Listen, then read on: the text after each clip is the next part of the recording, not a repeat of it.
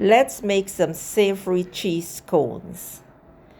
And these savory cheese scones are deliciously light, cheesy, and comforting. They're easy to make and perfect to snack on. So what we need here are some flour, baking powder, some mustard, some butter, some salt, cold milk, cheese, and I am going to be adding some flavored pepper and some chives, which you can omit. So into a bowl, you want to add 2 cups of sifted all-purpose flour. You also want to add half teaspoon of salt and 1.5 teaspoons of baking powder. Then combine all the dry ingredients together. Once this is done, you're going to go ahead and you're going to add your flavored pepper and chives. Now again, I'm saying to you, you do not have to put this in. And there's a couple of additions you can add to your cheese scones, like cayenne pepper, bacon, or any other herb that you want. So I'm going to add here some butter and some grated cheese. And yes, I did leave the ingredients there for you to use, but I will list them again in the description box for you. So do a fingertip method, just like when you're doing the pastries. And you want to rub it in like this.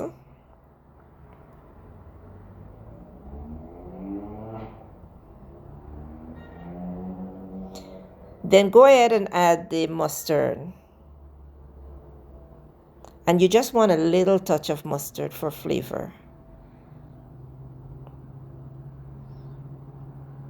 Work it in until you get something looking like this, a crumbly kind of mixture.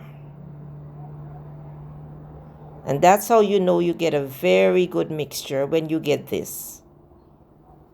Now go ahead and add some cold milk. This recipe requires cold milk and cold butter. And at this time, you want to just fold it in.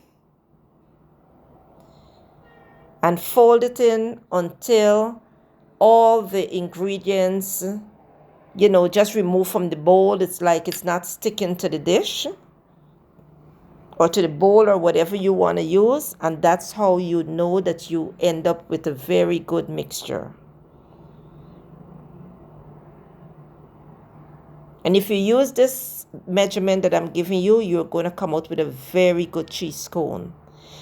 There's nothing more added to this mixture, more than just what I placed on the screen just now.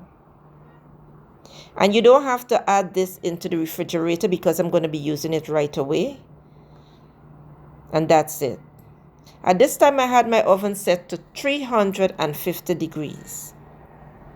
And I did grease my pan, so I'm going to place the mixture onto a floured surface. And you want to roll it out for about 1/2 inch thick. It's going to raise when it goes into the oven because it has baking powder that is going to help to raise it. Now use any glass or any size of cutting stuff that you want to use. I am using this to cut mine. And look at how beautiful this is. A glass, a bowl, anything, it all depends on the size that you want to make.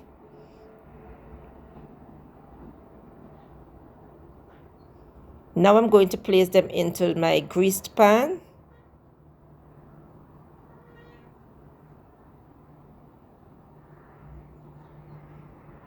And you want to repeat this process until all is finished like this. Take some cold milk and just baste the top. And then you're going to go ahead and add some grated cheese right over the top.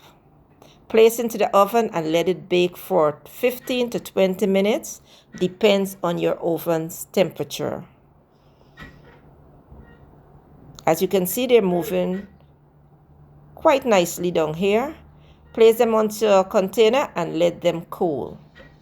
At this time, the electricity went off, guys, just when I was about to break it to show you what the inside is like. So it's a different color that you're going to be seeing here, but it is well cooked. It is done. And this is a cheese cone that you are going to die for. Trust me on that. Enjoy.